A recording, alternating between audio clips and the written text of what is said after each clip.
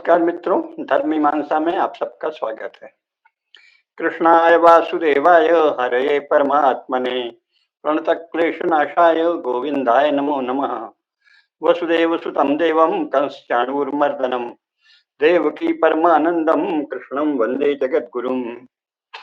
मित्रों,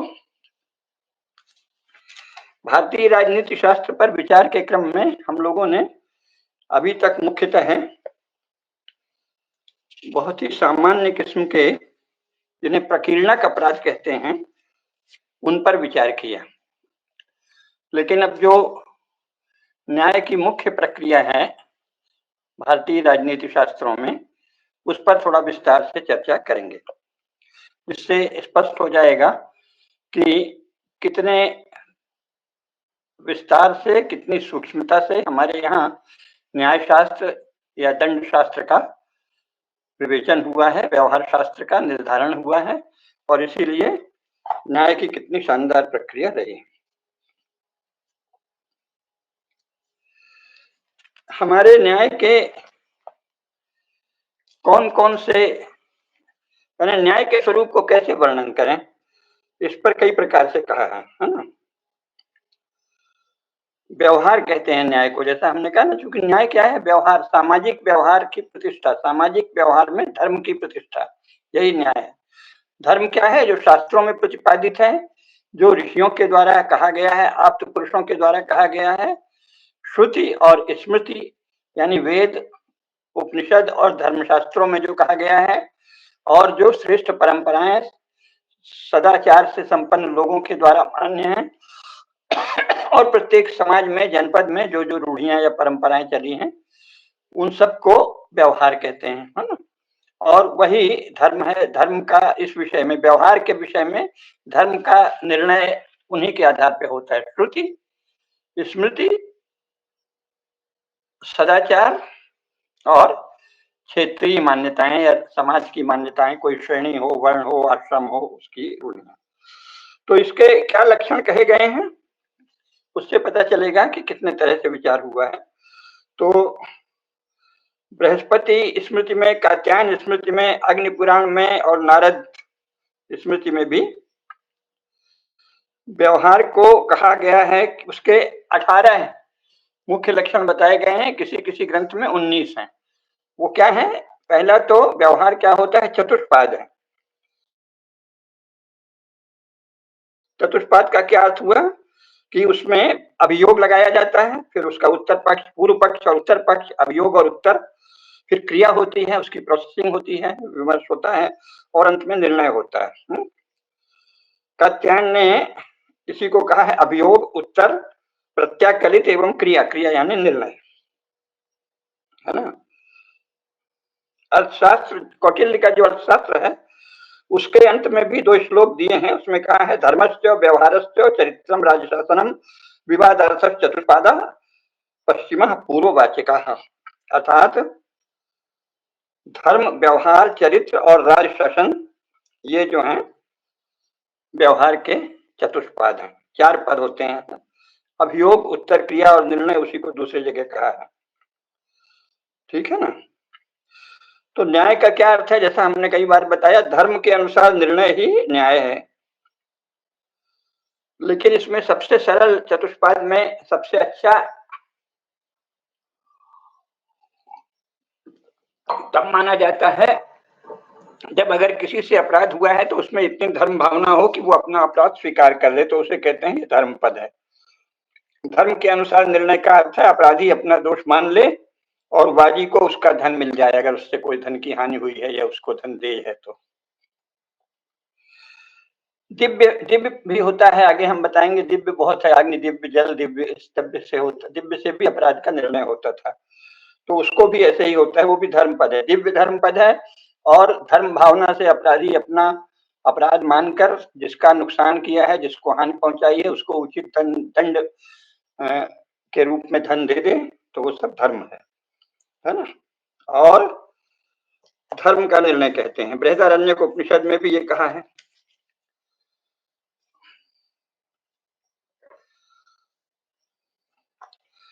साक्षियों की आवश्यकता तब पड़ती है जब ऐसा नहीं होता या जल्दी से निर्णय नहीं होता, तो उसमें लेख प्रमाण या स्वत्व का प्रमाण, इसका कब्जा है, इस प्रमाण भी देखे जाते हैं, ये साक्ष्य हैं।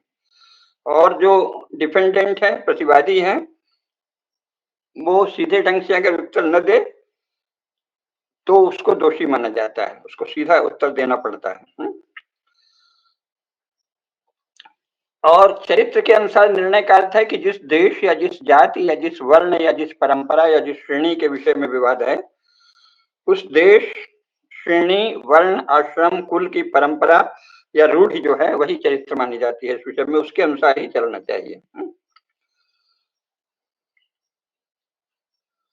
इस प्रकार धर्म, व्यवहार, चरित्र और राज शासन, इसको कौटिल्य ने भी और बृहस्पति ने भी इसके बारे में विस्तार से चर्चा की। बृहस्पति ने चरित्र के दो अर्थ किए हैं, पहला तो जो अनुमान के द्वारा निर्णय होता है और दूसरा देश की परंपरा या रूढ़ि। ठीक है ना। तो मुख्य है रूढ़ि। व्यवहार के पक्ष में अगर कहीं कोई रूढ़ि है तो वो धर्मशास्त्रों से भिन्न भी है, लेकिन वो परंपरा चल गई है, वहां बहुत समय से मान्य है वो परंपरा, तो उसको न्याय कहा जाता था, उसी के अनुसार निर्णय होता है।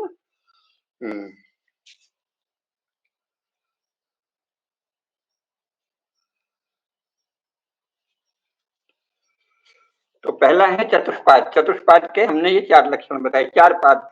व्यवहार कैसा होता है? चतुष्पाद होता है ना, जिसका एक सबसे सरल है अभियोग, उत्तर, क्रिया और निर्णय। दूसरा, व्यवहार सदा चतुष्स्थान होता है, अर्थात 4 आधार वाला होता है। क्या क्या है? सत्य, यानी सत्य क्या है किसी विषय में ये जानना, साक्षी क्या है, पुस्तकरण यानी लेख आदि क्या है, अभिलेख क्या है, और राजशासन उस विषय में जो संबंधित विषय है उसमें राजशासन क्या रहा है, जिसे हम कहेंगे राजकीय कानून क्या रहा है आज की भाषा में। दूसरा तो व्यवहार चतुष्पद है, चतुष्स्थान है और चतुर साधन है। 4 साधन क्या है? साम, दान, भेद और दंड से निर्णय होता है, अर्थात जो शांति पूर्वक कोई बात सुलझ सकता है तो वो साम पूर्वक, धन दे दिया जिसका नुकसान हुआ है वो दान हुआ, दाम हुआ, और 2 अलग अलग साक्षी हैं तो उनका विवेचन आदि करना, ये भेद हुआ, और जिसकी हानि हुई है उसे धन दिलाना अथवा जिसने दोष किया है उसको दंडित करना। ये इस प्रकार साम, दाम, दंड, भेद और दंड, ये 4 चतुर साधन होते हैं। और सत्य, साक्षी, पुस्तकरण और राजशासन, ये 4 स्थान होते हैं। और ये चतुर्हित होता है, यानी जो हमारे यहाँ शास्त्रों में कहा है व्यवहार चतुष्पाद होता है, चतुष्स्थान होता है, चतुस्साधन होता है, चतुर्हित होता है और चतुर्व्यापी होता है। चतुर्हित का क्या अर्थ है? 4 वर्णों और 4 आश्रमों का जिसमें कल्याण हो वैसा निर्णय होना, ये है चतुर्हित। और चतुर्व्यापी क्या है कि सभी पक्षों पर विचार होता है, यानी वादी, विवादी, साक्षी, सभ्य और राजा, सभी पक्ष इसमें, सबका पक्ष इसमें निर्णय लेने में शामिल होता है। पक्ष नहीं मतलब राजा निष्पक्ष होता है, लेकिन अंत में वो भी एक तत्व है, एक घटक है। तो इस प्रकार ये चतुर्व्यापी है। और चतुष्करी है, यानी इसके 4 फल होते हैं, धर्म यानी न्याय, लाभ, ख्याति और जनता के बीच न्याय के प्रति आदर का भाव, ये इसके 4 फल हैं। एक तो न्याय हुआ, दूसरे जिसकी हानि हुई है उसको लाभ हुआ, न्याय की ख्याति हुई कि बहुत ही सही न्याय हुआ है, और जनता में उसके प्रति आदर का भाव फैला, ये चतुष्करी है। और अष्टांग है, व्यवहार अष्टांग होता है, जैसे राजा, फिर उसके उच्च अधिकारी, उच्च न्यायाधीश, फिर सभ्य जिसे अवर न्यायाधीश कहेंगे, फिर शास्त्र यानी कानून की पुस्तकें या विधि की पुस्तकें या व्यवहार संबंधी धर्मशास्त्र, और गणक जो वहाँ न्यायालय में लिखा जाता है सब, और लिपिक, अग्नि और जल, ये 8 अंग माने गए हैं। अग्नि की भी दिव्य होता है, जल दिव्य होता है, ये पहले सबसे परीक्षा होती थी। इसके बाद इसके अष्टादश पद जो हमने पहले ही बताया है कि 18 प्रकार के व्यवहार पद हैं जो मनु ने गिनाए हैं। तो ये चतुष्पद, चतुर्स्थान, चतुर्साधन, चतुर्हित, चतुर्व्यापी, चतुष्करी, अष्टांग और अष्टादश पद होता है। और शत शाख होता है, सैकड़ों शाखाएं, सैकड़ों से मतलब विपुल, बहुत सारी शाखाएं हैं, क्योंकि अलग अलग है ना, तो 18 जो व्यवहार पद हैं उनके 132 तो उपशीर्षक होते हैं और फिर और भी उसके बहुत से का कहा है। ऋणादान को लेके 25 प्रकार के उपशीर्षक हैं, उपनिधि को लेके 6 प्रकार के हैं, संभूय समुत्थान 3 प्रकार के हैं। इन पर भी सब विस्तार से थोड़ा विस्तार से नहीं संक्षेप में बताएंगे। और दत्ता प्रदानिक, अशुश्रूषा, वेतन, अस्वामी विक्रय, विक्रियादान, कृतानुषय, समय समय स्थान अपाकर्म, क्षेत्रपाद, स्त्री पुंस संयोग, दाय भाग, साहस, वाक पारुष्य, दंड पारुष्य, द्युत समावय और प्रकीर्णक, ये 132 उपशीर्षक होते हैं। प्रकीर्णक 6 प्रकार के, द्युत समावय 1 प्रकार का, ऋणादान 25 प्रकार के, उपनिधि 6 प्रकार के, समूह समुत्थान 3 प्रकार, दत्ता प्रादानिक 4 प्रकार, अशुश्रूषा 9 प्रकार, वेतन 4 प्रकार, अस्वामी विक्रय 2 प्रकार, विक्रिय आदान 1 प्रकार, कृतानुषय 4 प्रकार, समय स्थान अपाकर्म 1 प्रकार, क्षेत्र पाद जो है वो 12 प्रकार, स्त्री पुंस संयोग 20 प्रकार और दाय भाग 19 प्रकार, साहस 12 प्रकार के। वाक पारुष्य, दंड पारुष्य पर पहले बात कर चुके हैं 3 प्रकार के। तो इस तरह ये 132 जो इसकी शाखाएं हैं, है ना, 18 व्यवहार पादों की। और इसके त्रियोनि है, यानी 3 इसके स्रोत हैं या प्रेरणाएं हैं। वो क्या है? आखिर कोई भी अपराध होता है, कोई भी व्यवहार जो वाद उपस्थित होता है न्याय के लिए, उसके स्रोत 3 होते हैं, काम, क्रोध और लोभ। कोई काम से उत्पन्न कामनाओं से के कारण झगड़ा होगा, क्रोध के कारण होगा और लोभ के कारण होगा। और 2 प्रकार के अभियोग होते हैं, इसी कहते हैं द्वयाभियोग, है ना, यानी या तो संदेह पर या सच्ची घटना पर। ये हो गए द्वय होते हैं। इसके बाद व्यवहार के 2 द्वार होते हैं कि यह अभियोग में वर्णित कथन पर होता है या उत्तर पर आधारित होता है, पक्ष और प्रतिपक्ष जिसे कहेंगे, या वादी और विवादी। और इसकी द्विगति होती है, अर्थात निर्णय या तो सच्चा होता है या झूठा होता है। और द्विपद होते हैं, यानी धनमूल होता है या हिंसा मूल, 2 इनके मुख्य भाग। धनमूल यानी जिसे आजकल सिविल केसेस कहते हैं, है ना, और मालदारी जो भी कहते थे उर्दू में, और हिंसा मूल यानी जिसे क्रिमिनल कहते हैं अंग्रेजी में और उर्दू में फौजदारी। तो मालदारी फौजदारी ये हुआ उर्दू, सिविल और क्रिमिनल ये हुआ अंग्रेजी, और धन मूल और हिंसा मूल ये हुआ हमारे भारतीय शब्द। और ये द्विरुत्थान होता है ना, इसका 2 प्रकार से इसका उत्थान होता है, इसको कात्यायन ने और हारित ने किया है। और द्विस्कंध होता है, यानी धर्मशास्त्र और अर्थशास्त्र, 2 स्कंध हैं, 2 स्कंधों पर निर्णय होता है, धर्मशास्त्रों के आधार पे और अर्थशास्त्र यानी राजनीति शास्त्र, ये 2 इसके स्कंध होते हैं। और द्विफल होते हैं, जीत या हार, 2 फल होते हैं। और एक मूल होता है, 18वां है कि व्यवहार का मूल तो एक ही है, क्योंकि जो निर्णीत होता है वो एक ही होता है। तो इस प्रकार ये 18 है, इसके विशेषण हो गए या इसकी पहचान हो गई कि चतुष्पाद, चतुष्स्थान, चतुस्साधन, चतुर्हित, चतुर्व्यापी, चतुष्करी, अष्टांग, अष्टादशपद, शतशाख, त्रियोनि, द्वयाभियोग, द्विद्वार, द्विगति, द्विपद, द्विरुत्थान, द्विस्कंध, द्विफल, एक मूल। और फिर सपन और अपन एक 19वां विभाग भी कहा गया है कि यह तो जैसे कहेंगे कि धन आर्थिक दंड के साथ या बिना आर्थिक दंड के साथ कोई निर्णय होता है। तो इन सब पर बहुत ही विस्तार से हमारे यहाँ विचार किया गया है। अब जो न्यायालय है उसको धर्मासन कहते हैं, न्यायासन को। तो न्यायालय सबसे सर्वोच्च न्यायालय स्वयं शासक होता था, राजा, है ना।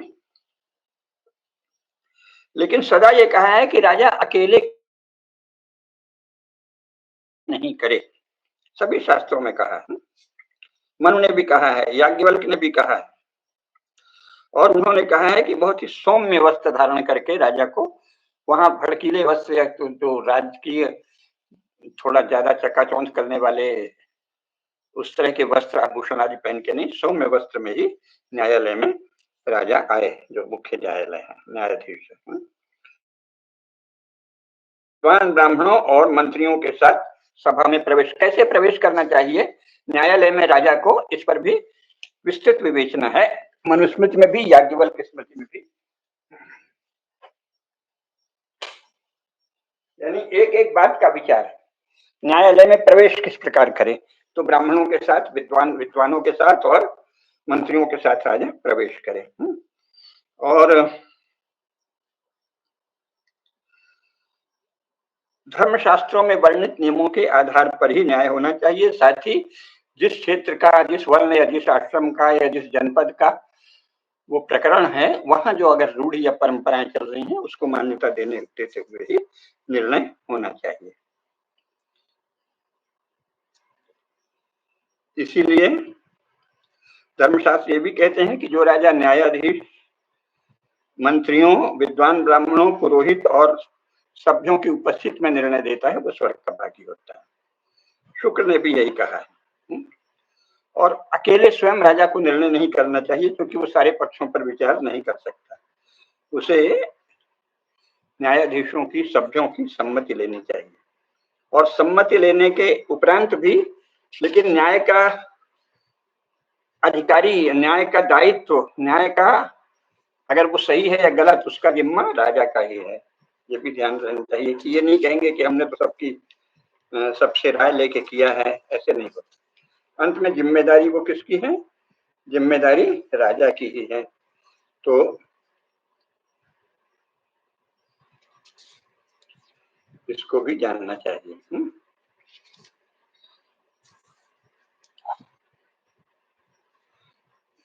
अकेले न्याय न करे, लेकिन जिम्मेदार तो जो मुख्य न्यायाधीश है वही, जो कि सामान्यतः राजा होता है। रघुवंशम में भी यही कहा है कि राजा जो है वो, जो श्रेष्ठ विद्वान उस समय बुलाए जाते हैं, वो अतिथि होते हैं, उनके साथ मिलकर निर्णय करता है। पितामह स्मृति है, पितामह स्मृति का कथन है कि राजा या जो मुख्य न्यायाधीश है वो कितना भी कानून का जानकार हो, परंतु उसे अकेले निर्णय नहीं करना चाहिए। शुक्र ने भी यही कहा है। शुक्र नीति का कहना है कि राजा, न्यायाधीश या सभ्यों को एकांत में विचार नहीं करना चाहिए, जनता के सामने सम्मुख सब विचार करना चाहिए। क्यों? क्योंकि पक्षपात हो सकता है और पक्षपात के 5 कारण हो सकते हैं। राग या क्रोध हो सकता है, लोभ हो सकता है, भय हो सकता है, द्वेष होता है, या एकांत में आपने कहीं साक्षियों को सुना और आप उससे प्रभावित हो सकते हैं। तो ये 5 प्रकार से पक्षपात का भय है।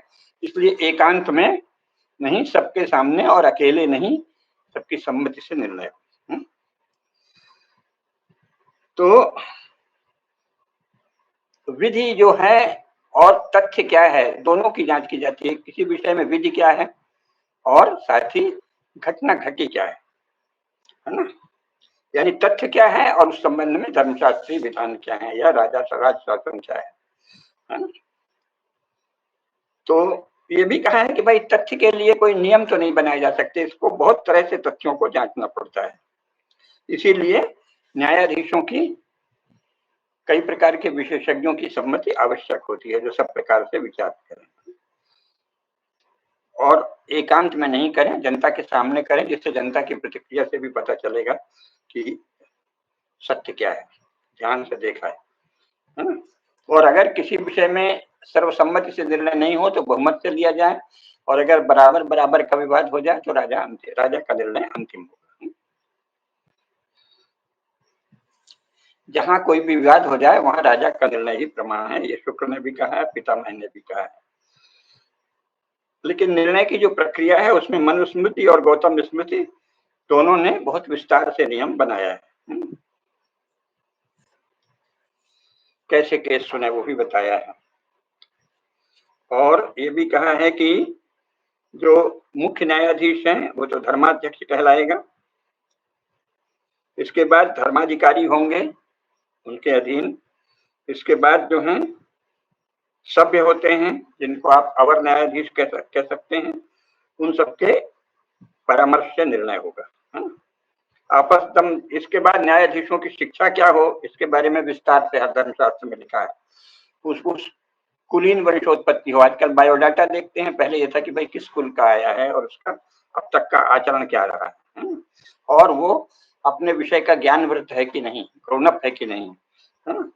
और उसमें बुद्धिमत्ता कितनी है, प्रसिद्धि होगी, और धर्म के प्रति उसका ज्ञान कितना है, इन सब की जांच होती है। ठीक है। और 18 जो व्यवहार पद हैं उनके 8000 उपभेद नारद ने गिनाए हैं, इसलिए अकेले निर्णय नहीं करना चाहिए।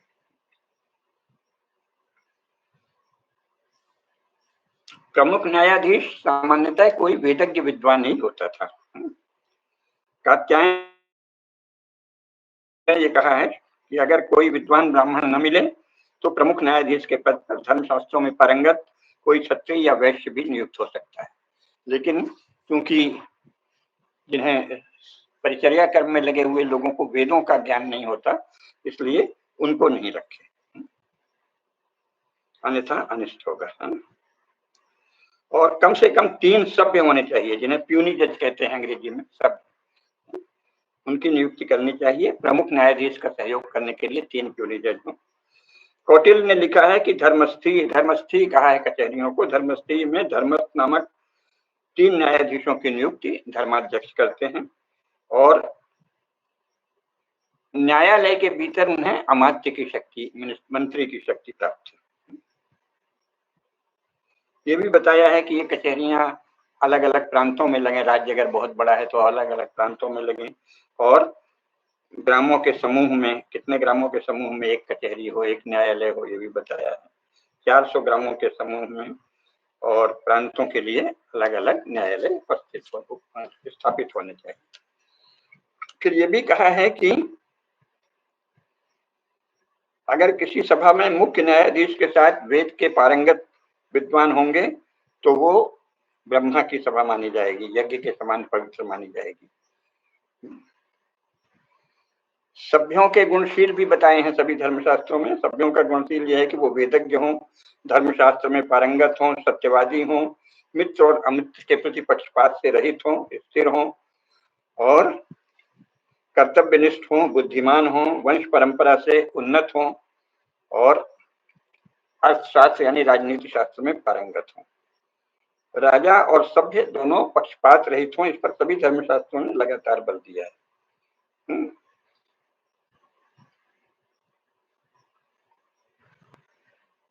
ये भी कहा है कि सभा में वही व्यक्ति प्रवेश करे जो उचित बात कहने का, जिसमें मनोबल और बुद्धिबल और साहस हो।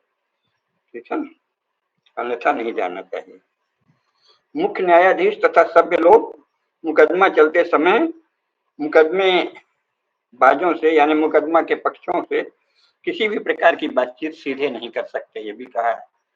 तो ये जो चला है ना कि कोई प्रभावशाली व्यक्ति आए, अभी राहुल गांधी गए थे तो हमारे एक जज महोदय जो है उन्होंने उनके साथ सेल्फी ही ले ली।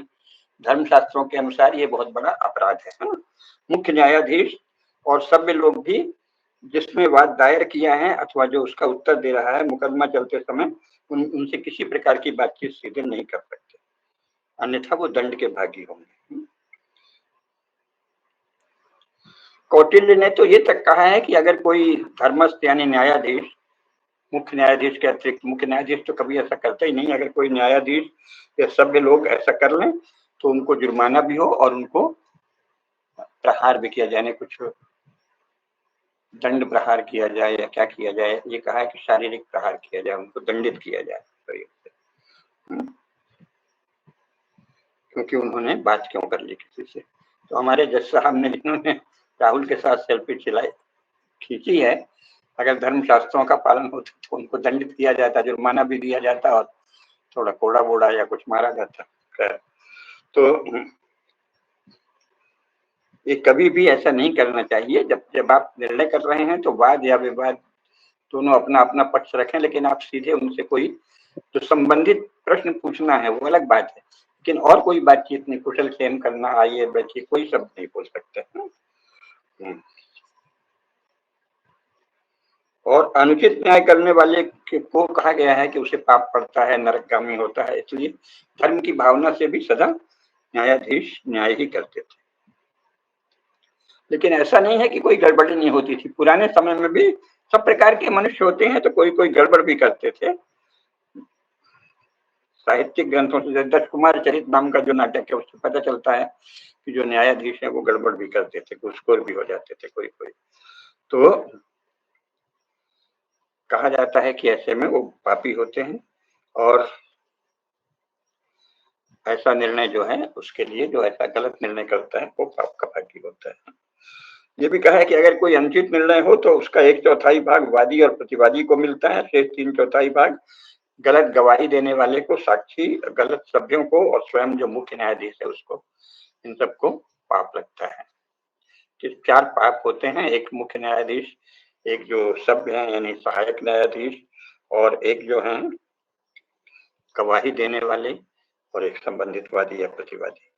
तो धर्म भावना से भी लोग झूठ बोलने से या इस तरह का झूठी गवाही देने से बहुत डरते थे। कौटिल्य ने यह भी कहा है कि जहां कोई विवाद हो तो गुप्तचरों के द्वारा शासक जो है, राजा जो है, पता लगा ले कि सत्य क्या है। गुप्तचरों के द्वारा, और इसके अतिरिक्त अपने गुप्तचरों के द्वारा सदा न्यायाधीश जो है, मुख्य न्यायाधीश तो राजा हो गया, इसके बाद जो धर्मस्थ हैं यानी सहायक न्यायाधीश हैं, फिर प्रदेष्टा हैं जिन्हें हैं उसके समतुल्य है प्रदेष्टा, और सभा के जो लोग हैं उन सबकी जांच करते रहने चाहिए कि वो कहीं कोई स्खलित तो नहीं हो रहे हैं। सभा के विषय में भी बड़े विस्तार से वर्णन है। न्यायालय के 4 प्रकार होते थे। एक तो प्रतिष्ठित, यानी जो किसी जगह स्थिर हो, पूर्व में, ग्राम में, नगर में। दूसरा अप्रतिष्ठित, अर्थात जो कभी आज यहाँ है कल वहां, अलग अलग होते जाते हैं। तीसरा जो है मुद्रित, यानी राजा की मुहर से जहां भी सुनवाई हो रही है उसे मुद्रित न्यायालय कह देंगे। और चौथा शासित, अर्थात वो न्यायालय जहां न्याय स्वयं राजा करे। सभा को धर्माधिकरण कहते थे या कहीं अधिकरण ही कहा है, और धर्म स्थान या धर्मासन या सदस्य भी कहा है। कादम्बरी नाम का एक बाणभट्ट का प्रसिद्ध उपन्यास है, आख्यायिका है, उसमें बताया है कि राजप्रासाद में ही न्यायालय होता है और धर्माधिकारी जो है वो बेंत के बने हुए आसन पर बैठते थे और न्यायालय के कार्य का समय प्रायः प्रातःकाल ही होता था। और कौटिल्य का कहना है कि राजा को दिन के दूसरे भाग में जनता के मामलों को देखना चाहिए। तो ये अलग अलग है। कौटिल्य के अनुसार दिन के दूसरे भाग में ही न्यायिक विषयों पर सुनवाई होनी चाहिए। न्यायालय के कार्य राजा उस समय यानी मुख्य न्यायाधीश जो है वो दिन के दूसरे भाग में ही सुनता है। जबकि कात्यायन के अनुसार प्राय 7:30 बजे से दोपहर तक का समय उचित कहा गया है। कौटिल्य ने दिन को 8 भागों में बांटा है, उसमें से दिन के दूसरे भाग में कहा है कि न्यायालय में सुनवाई होनी चाहिए। अवकाश के दिन, जैसे उस समय जो अवकाश के दिन होते थे, अष्टमी, अभी रविवार तो संडे की छुट्टी तो ईसाइयों की नकल है, हमारे यहाँ तो संडे की कोई छुट्टी नहीं होती थी, लेकिन अष्टमी है, चतुर्दशी है, अमावस्या है, पूर्णिमा है, इन दिनों अवकाश का दिन माना जाता था, तो उस दिन न्यायालय में सुनवाई नहीं होती थी। और बृहस्पति के अनुसार सभा के 10 अंग होते हैं। राजा स्वयं, राजा के द्वारा नियुक्त दूसरा मुख्य न्यायाधीश या सभ्य, और धर्मशास्त्र, अकाउंटेंट यानी गणक, और लेखक, पेशकार जिसे आप कहते हैं, और स्वर्ण, अग्नि, जल तथा स्वपुरुष यानी स्वयं जो व्यक्ति होगा जो प्रस्तुत कर रहा है किसी विषय को। मुख्य न्यायाधीश व्यवहार का उद्घोष करता है कि ऐसे ऐसे सुनवाई हुई, अब यह निर्णय होता है। राजा दंड देता है और सभ्य लोग मामलों की जांच करते हैं, और धर्मशास्त्र ही निर्णय का आधार है।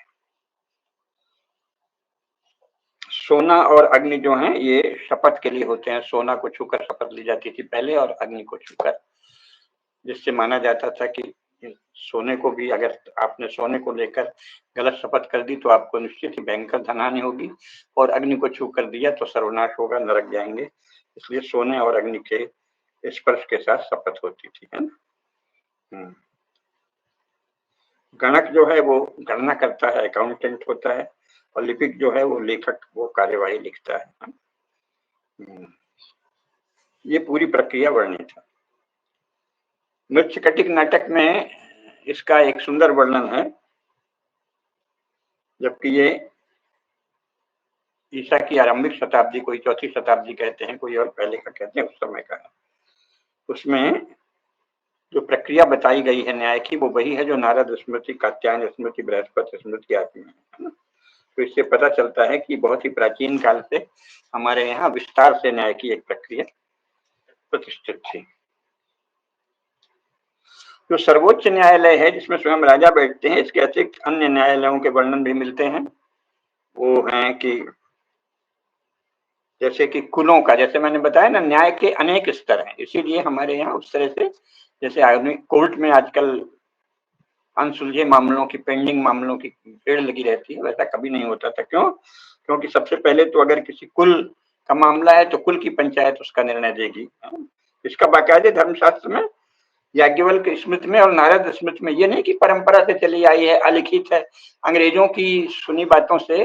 भारत में बहुत से मूर्ख लोग कहते हैं कि हमारे यहाँ तो वाचिक परंपरा है। वाचिक नहीं, संसार की सबसे प्राचीन लिखित परंपरा और संसार का सबसे प्राचीन लिखाड़ समाज हिंदू समाज में, लिखित परंपरा हिंदू समाज में ही। तो याज्ञवल्क्य स्मृति और नारद स्मृति में कहा है कि कुलों के प्रकरण कुल की पंचायत में हो, गांव के प्रकरण गांव की पंचायत में हो। अगर व्यापारिक संगठन जिन्हें श्रेणी, निगम और संघ कहते हैं, उनका मामला वहीं श्रेणी पंचायत होगी, निगम पंचायत होगी, संघ पंचायत होगी। और पूग भी, पूग और गण, ये सब अलग अलग व्यापारियों समूह हैं, पूग की पंचायत होगी, गणों की पंचायत होगी। गण यानी जनगण होता है, समुदाय, जैसे तेलियों की है तो यादवों की है, तो ब्राह्मणों की है, तो ठाकुरों की, क्षत्रियों की है, अमुक, तो गणों की अपनी पंचायत है। और तो सर्वोच्च न्यायालय हुआ जिसमें राजा स्वयं बैठते हैं, उसके बाद न्यायाधीश, इसके बाद गण, पूग या श्रेणी, बड़ी बड़े व्यापारियों के न्यायालय, और इसके बाद गांव, खाप, कुल। इस तरह से मेधातिथि ने भी इनकी व्याख्या की है मनुस्मृति में, मिताक्षरा की टीका में भी है, व्यवहार प्रकाश, स्मृति चंद्रिका मनुस्मृति पर, कुल्लूक भट्ट की टीका, अपरार्क टीका याज्ञवल्क्य स्मृति, और गुप्त संवत 124 का एक दामोदरपुर पत्रक है, उसमें भी इसका उल्लेख दिया है। एपिग्राफिया इंडिका भाग 15 पृष्ठ 130 में भी इनका उल्लेख दिया है कि कितने प्रकार के न्यायालय होते हैं। और एपिग्राफिया इंडिका 17 पृष्ठ 348 पर, और व्यवहार मातृका नाम का ग्रंथ है, उसके पृष्ठ 280 पर। स्मृति चंद्रिका नाम का एक प्रसिद्ध न्याय शास्त्रीय ग्रंथ है, पराशर, माधवी आदि बहुत से ग्रंथों में न्यायालय के स्तर बताए हैं, कुल, ग्राम, खाप, श्रेणी, पूग, संघ, निगम, ये अलग अलग है। इसके बाद अंत में जाके राजा के पास जाएगा। तो ये सब जानना चाहिए, है ना। श्रेणी, शिल्पकार और व्यापारियों के जो संघ हैं, उनका वहीं पे निर्णय होगा। पूग भी, पूग क्या है? खाप जिसे कहते हैं वो पूग है। एक ही ग्राम या बस्ती में रहने वाली विभिन्न जातियां और विभिन्न वृत्तियां करने वालों के समुदाय को पूग कहते हैं, जो इस समय खाप खाप कहलाता है कई जगह। और एक प्रकार की वृत्ति करने वाले पे श्रेणी या निगम या संघ होता है। जैसे घोड़ों का व्यापार करने वालों का एक होगा, भरइयों का यानी पान बेचने वालों का दूसरा होगा, जुलाहों का, खाल बेचने वालों का, इनके सबके उल्लेख मिलते हैं, तेलियों का।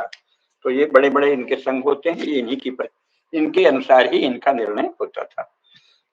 और अंतिम न्याय जो है वो राजा के द्वारा होता था, और उसके द्वारा जो नियुक्त दूसरे उसके अधीनस्थ न्यायाधीश हैं, पहले वो भी सुन लेते थे। अगर कहीं कुल में, गांव में, खाप में, श्रेणी में, निगम में, संघ में, पूग में, खाप कहीं निर्णय नहीं हुआ है, तो फिर न्यायाधीशों के यहाँ होता था, और फिर अंत में मुख्य न्यायाधीश यानी शासन के यहाँ। बृहस्पति ने तो कहा है कि अधिकांश मामलों का फैसला कुल, श्रेणी एवं गण ही कर सकते हैं। केवल साहस का अगर कोई प्रश्न है, साहस का आगे बताएंगे किस कहते हैं, उसका निर्णय उच्च न्यायालय ही करता है। पिता मैंने भी कहा है कि 3 प्रकार के न्यायालय हैं, एक मुख्य न्यायाधीश, स्वयं राजा का न्यायालय, और बाकी कुल, वर्ण और खाप, श्रेणी आदि के न्यायालय। पर ये सर्वसम्मति है, सारे मनुस्मृति, याज्ञवल्क स्मृति, हरित स्मृति, नारद, अंगिरा, बृहस्पति, शुक्र, कात्यायन आदि सबकी कि राजा शास्त्रों के अनुसार ही निर्णय कर सकते हैं। इसीलिए उसे सभी वर्णों, सभी आश्रमों और जो वर्ण से पतित जातियां हों उनका भी विचार करना पड़ता है कि उनकी जाति में क्या है। ये नहीं है कि सब किसी न किसी में आई गए।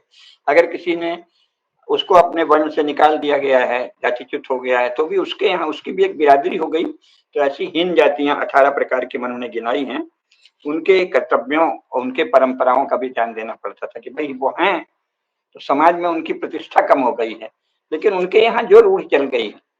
जैसे मैं जब छोटा था तो हमारे यहाँ ये जबलपुर में हम थे, तो वहाँ ये बहुत सामान्य बात थी, रोज सुनते थे जबलपुर में जो श्रमिक लोग थे उनमें से ज्यादातर वो थे जिन्हें अनुसूचित जाति के लोग कहा जाता था। आए दिन मिलता था कि वो फलानी जो उसकी पत्नी है वो दूसरे के यहाँ जाके बैठ गई है, बोले वो भोज भात दे देगा बस।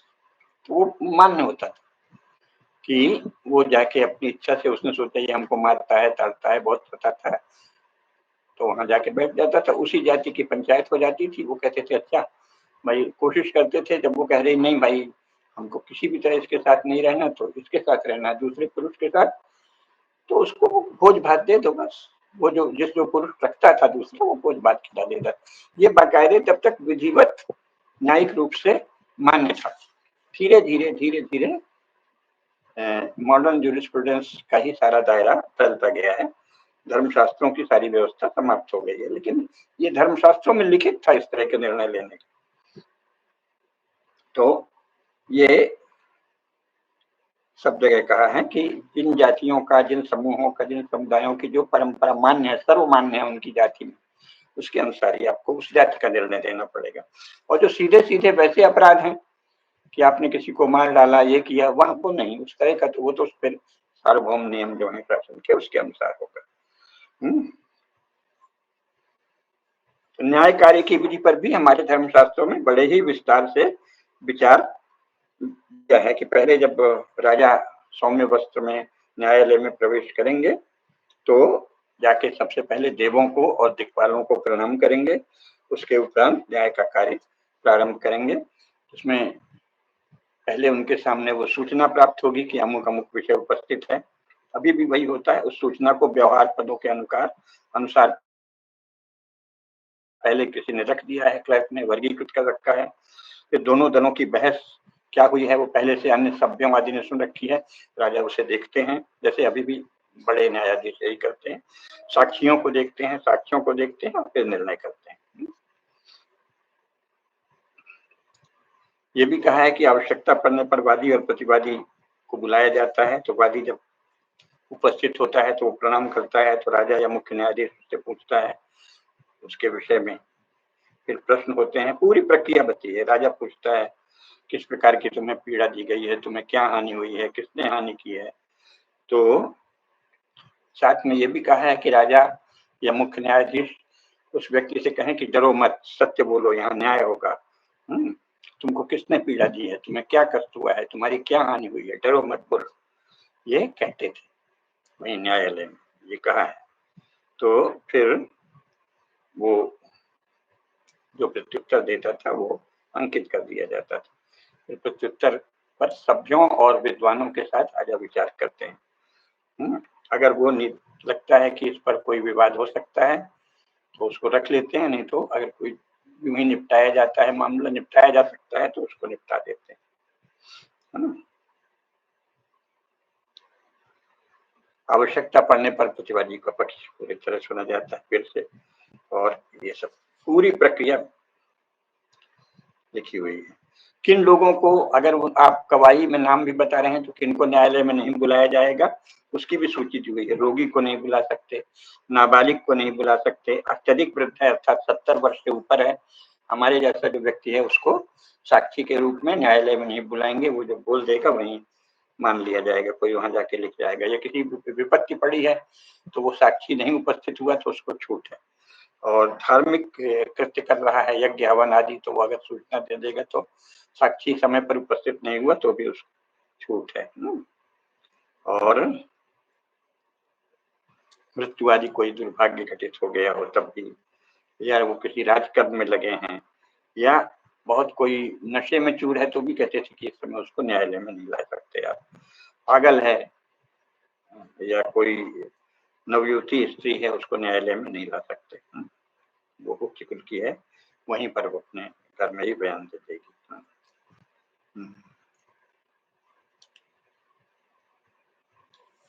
इसी प्रकार नारद ने तो ये भी कहा है कि जो गाय चराने के समय में अगर कोई ग्वाला गाय चरा रहा है तो उसको अपना गोचर का कार्य छोड़ के न्यायालय में नहीं बुला सकते, है ना। इसी प्रकार अगर बोनी चल रही खेतों में तो किसान को नहीं बुला सकते कि अब वो आके साक्षी दे, भाई बोनी का काम पूरा कर ले, फिर जिस दिन उसके पास समय उसको बुलाया जाएगा, है ना। ये शिल्पकार अगर किसी शिल्प कर्म में लगे हुए हों तो उनको उस समय नहीं बुलाया जा सकता। और अगर सैनिक युद्ध में गए हुए हैं तो उनके साक्षी होने का सवाल ही नहीं, उनको स्वयं उपस्थित होने को नहीं कहा जाएगा। वो किसी लिखित रूप में अपना बयान वक्तव्य भेज सकते हैं, किसी अन्य के द्वारा अपना प्रतिनिधित्व कर सकते हैं, अपने प्रतिनिधि भेज सकते हैं, शिल्पकार भी, किसान भी, व्यापारी भी और ग्वाला भी, गौरक्षक भी और किसान भी।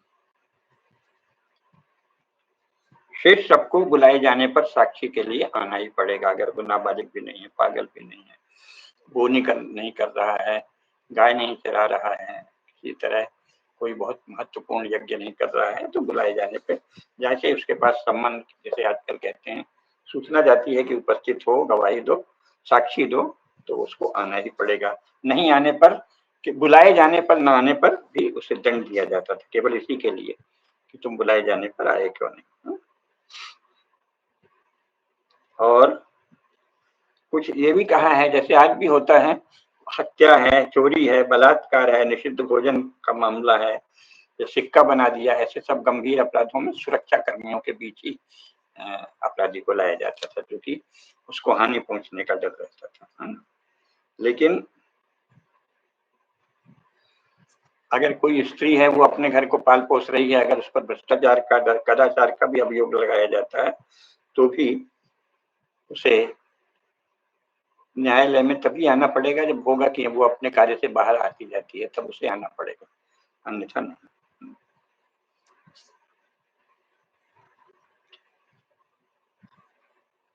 शेष लोग अगर बुलाए गए हैं और नहीं आए तो जिस संपत्ति को लेकर विवाद हो रहा है उसके अनुसार उसे दंड देना पड़ता था कि इस संपत्ति के विवाद में आपके नहीं आने से इतनी हानि हुई, तो उस व्यक्ति को दंड लगता था जो साक्ष्य के लिए नहीं आया। और फिर उसके बाद फिर भी दंड तो लग ही गया, उस दिन आप साक्षी के लिए नहीं आए तो दंड लग गया, अगली बार आपको आना ही पड़ेगा, अन्यथा फिर और भी दंड दिया जाएगा। और अगर नहीं आए तो जो दूसरा पक्ष है उसके पक्ष में वो मान लिया जाएगा कि इसलिए नहीं आ रहे हैं क्योंकि ये जो जिसके पक्ष में, जिसके विरुद्ध में इनको साक्ष्य देना है वो पक्ष सही है और ये गलत है, इसलिए नहीं आ रहे हैं। अब प्राचीन भारत में वकील जैसी कोई चीज होती थी या नहीं, ये प्रश्न अवश्य उठेगा। तो जितना विवरण मिलता है ऐसा लगता नहीं है कि कोई भी वकील होता था। वकील हमारे यहाँ न्यायिक प्रक्रिया में नहीं होते थे, लेकिन जैसा बताया, कोई समस्या आ जाए, कुछ आप व्यापार के लिए गए हैं, यज्ञ कर रहे हैं, बोनी कर रहे हैं, गाय चाह रहे हैं, तो आपका प्रतिनिधि जा सकता है, उसको वकील तो नहीं कहेंगे, है ना।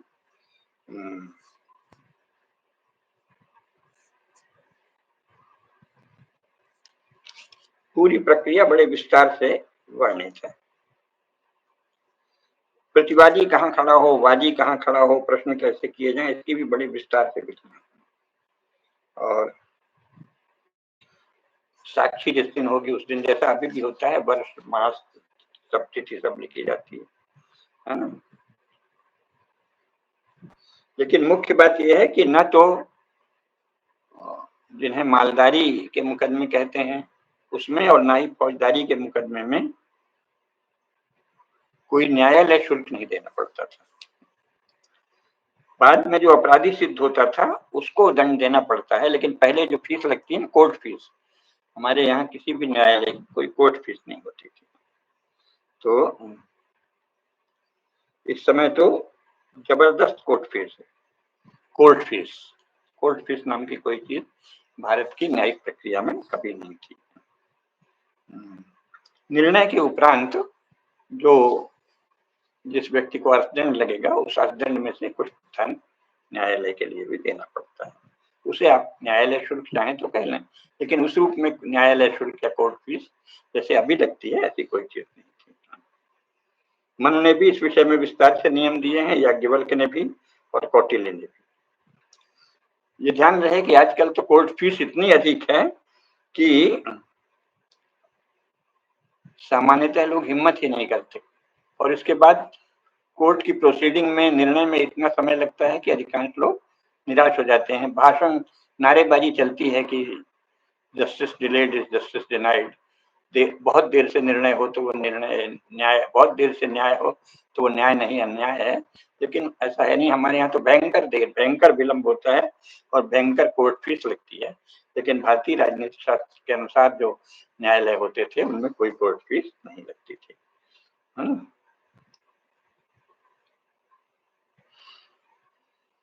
और रसीदी टिकट लगाओ, रसीदी टिकट नहीं लगा तो एप्लीकेशन ही अस्वीकृत हो गई है। ये सब फालतू बातें भारत की किसी भी न्यायालय की प्रक्रिया में कहीं उनका उल्लेख ही नहीं। और इस विषय में मनु ने, कौटिल्य ने, याज्ञवल्क्य ने, पितामह ने, नारद ने, सभी ने स्मृतियों में विस्तार से लिखा। और देरी करने से न्याय की मृत्यु हो जाती है, ये मूलतः हमारे शास्त्रों का ही कथन है। न कालहरणं कार्यं राज्ञा साधन वर्धने महान दोषो भवेत कालात् धर्म व्यापत्ति लक्षण। अगर न्याय होने में निर्णय हो तो इसमें महान दोष पड़ता है राजा का, क्योंकि ये धर्म के ऊपर आपत्ति लाने का प्रमाण है कि आप न्यायालय में निर्णय करें, ये धर्म पर आपत्ति आप लाद रहे हैं, ये सब कहा है।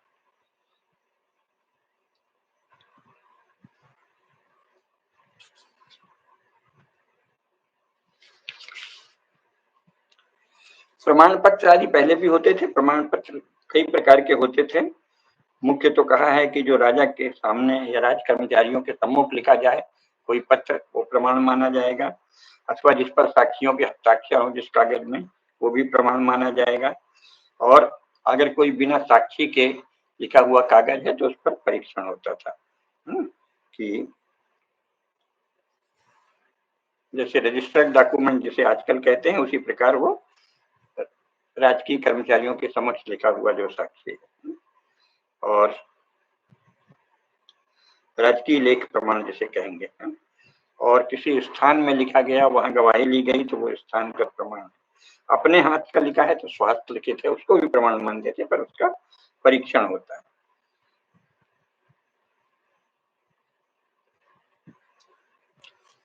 आपने अपने हाथ से भी लिखा है लेकिन दूसरे का साक्ष्य उसमें होना आवश्यक है, तभी वो माना जाएगा। और राजकीय लेख प्रमाण जो है वो एक तो शासन के द्वारा होते हैं, दूसरे अगर किसी मुकदमे में निर्णय हुआ तो उसको जयपत्र कहते थे, यानी न्यायिक निर्णय, मुकदमे का फैसला। और प्रसाद पत्र यानी बहादुरी पर या कोई अच्छा कार्य करने पर जो राजा के प्रसाद पूर्वक कोई प्रशंसा पत्र दिया जाए, वो भी एक राजकीय लेख ही माना जाएगा। पुरस्कार मिलता है तो सब लेख प्रमाण। सार ये है कि इन विषयों में बहुत ही विस्तार से विचार है। शासन है, जयपत्र है, आज्ञा पत्र है, प्रज्ञापना पत्र है, प्रसाद पत्र है, सबका विवरण दिया हुआ है हमारे भी धर्मशास्त्रों में। आज्ञा पत्र, परिधान, परिहार यानी कुछ जातियों के लिए, जैसे ब्रह्मदेह गांव दे दिया, जातियों अथवा ग्रामों की माल गुजारी या कर की माफी हो गई तो उसे परिहार कहते हैं। और विशिष्ट लेख यानी वह लेख जिसके द्वारा राजा किसी विश्वास पात्र व्यक्ति की क्रियाओं या शब्दों को अपना लेता है। और प्रावृत्तिक यानी किसी होने वाली घटना की सूचना आदि देने का जो लेख हो उसे प्रावृत्तिक कहेंगे। और किसी के प्राप्त संदेश पर राजा से विचार विमर्श कर उत्तर दिया जाए तो उसे प्रतिलेख कहा जाता है। और यात्रियों के कल्याण के लिए जो आज्ञा प्रसारित होती थी उनको सर्वक्षण कहते हैं। जानपद लेख के कई प्रकार होते हैं। बृहस्पति ने और स्मृति चंद्रिका ने और व्यास स्मृति ने जानपद लेख के 8 प्रकार लिखे। और स्मृति चंद्रिका का कहना है कि 8 मुख्य प्रकार हैं, कई अन्य प्रकार के भी संभव। इनमें एक है भाग या विभाग पत्र, यानी कोई बंटवारा हुआ है संपत्ति का, उसका लेख प्रमाण, अथवा दान पत्र, अथवा जय पत्र, अथवा क्रय पत्र यानी सेल डीड, या आधान पत्र यानी बंधक पत्र, या स्थिति पत्र या संबित पत्र यानी किसी ग्राम, नगर या श्रेणी आदि के सदस्यों द्वारा निर्णित किसी परंपरा का जो कोई लेख प्रमाण हो, या दान पत्र होगा, ऋण पत्र होगा, और उधार पत्र भी होगा कि अब इन्होंने ऋण चुका दी है, सीमा पत्र होगा, तय हो जाने पर कोई सीमा, एक जैसे 2 गांव के बीच सीमा का विवाद है, उसमें निर्णय हो गया तो सीमा पत्र होगा। विशुद्धि पत्र होगा, अर्थात किसी ने अपनी शुद्धि का प्रमाण दे दिया तो विशुद्धि पत्र जारी होता है। और संधि पत्र होता है, वो भी एक प्रमाण है। उपगत होता है, अगर ऋण दे देने पर आपने किसी को ऋण दिया और उसकी रसीद ले ली तो उसे उपगत कहेंगे। और अनुवादी पत्र यानी बंधक रखने वाले की ओर से लिखा गया पत्र, और निजी तौर पर लिखा गया प्रमाण पत्र, इन सब का विस्तार से विवरण है। कितने प्रकार के प्रमाण पत्र, चिरक है, उपगत है, स्वास्थ्य है, आदि पत्र, क्रय पत्र, स्थिति पत्र, संधि पत्र, विशुद्धि पत्र, इन सब बातों का विस्तार से विचार किया गया है। और इसके बाद स्वामित्व का निर्णय कैसे होता है, इस पर भी हम आगे विचार करेंगे कि स्वामित्व का निर्णय कैसे होगा। साक्षी की संबंधी योग्यताएं कि कौन व्यक्ति गवाही दे, किसकी गवाही मानी जाए, ये नहीं कि कोई भी व्यक्ति गवाही दे। इसके विषय में शास्त्रों में बहुत विस्तार से लिखा है। क्यों ऐसा क्यों है? क्योंकि साक्षी शब्द हमारे यहाँ बहुत पवित्र माना गया है। मूल साक्षी किसको कहा गया है? आत्मा के दृष्टा को साक्षी। श्वेताश्वतर उपनिषद में आया है ना कि एको देवा सर्वभूतेषु गूढ़ साक्षी केवलो निर्गुणश्च, श्वेताश्वर उपनिषद में है, साक्षी चेता केवल निर्गुणश्च। तो साक्षी तो स्वयं परमात्मा है, कहा गया है ना, परमात्मा इस संपूर्ण संसार के साक्षी हैं, वो सब देख रहे हैं क्या हो रहा है क्या नहीं। तो साक्षी शब्द बहुत ही पवित्र है। जो देखता है उसको अपने आप में परमात्मा का स्मरण करके सत्य ही साक्ष्य देना चाहिए। इसलिए साक्षी शब्द का वो विटनेस वगैरह शब्द नहीं है, साक्षी एक बहुत ऊंचा है। गवाह तो उर्दू का शब्द है और वो भी उसमें कोई पवित्रता नहीं है, साक्षी शब्द में पवित्रता नहीं है। साक्षी के विषय में इसीलिए बहुत ही विस्तार से विचार किया गया है कि कौन साक्षी होता है, कौन किसका साक्षी माना जाए, इस पर भी विचार करेंगे विस्तार से। साक्ष्य देने के लिए कौन अयोग्य है, कौन साक्ष्य देने योग्य है और कौन साक्ष्य देने में अयोग्य है, इस पर भी शास्त्रों में निर्णय हुआ है, इस पर भी चर्चा करेंगे। और लेकिन ये पहले भी होता था कि जो विरोधी पक्ष है वो जो साक्षी है उसकी अयोग्यता सिद्ध करने का प्रयास करता है था कि ये ठीक नहीं है, ये इस विषय में योग्य नहीं है, ये इस विषय में अधिकारी नहीं है, ये सत्यनिष्ठ नहीं है आदि। उस पर भी वो बड़ी रोचक चर्चा है, उस पर भी थोड़ी चर्चा करेंगे, है ना।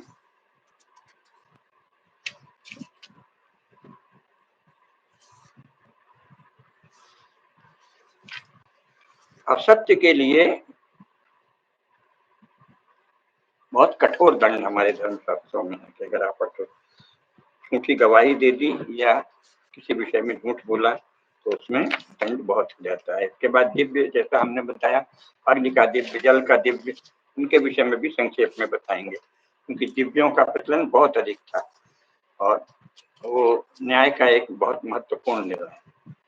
शुल्क के अच्छा, फिर अंत में निर्णय कैसे होता था, जैसे सिद्धि कहते हैं, उस पर अगली बार अच्छे से विस्तार करेंगे। क्योंकि व्यवहार विधि का अंतिम स्तर क्या है? क्रिया हो गई और फिर उत्तर पक्ष हो गया और फिर माने अभियोग, उत्तर पक्ष और फिर प्रोसेस यानी क्रिया और अंत में सिद्धि या निर्णय। अभियोग, उत्तर, क्रिया और निर्णय। तो निर्णय या सिद्धि अंतिम पद, चतुर्थ पद का अंतिम पद है। इस पर